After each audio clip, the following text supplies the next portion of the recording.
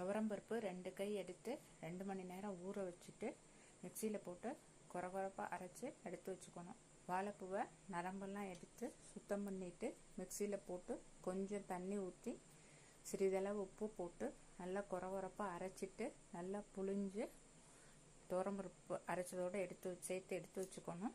கடைசியாக இருக்கிறத வடிகட்டிட்டு அதையும் புழிஞ்சு எடுத்து வச்சுக்கணும்.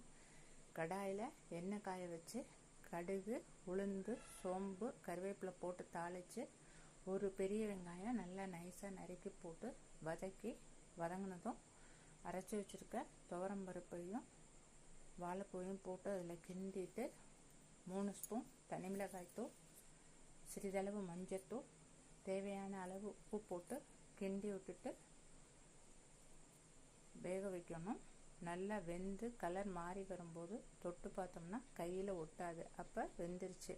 இந்த ஸ்டேஜில் எடுக்கிறதுனால எடுக்கலாம், இல்லைன்னா ஆஃப் பண்ணி வச்சுட்டு 5 நிமிஷம் கழித்து மறுபடியும் வச்சு கிண்டினோம்னா நல்லா இந்த மாதிரி உதிரியாக வந்துடும்.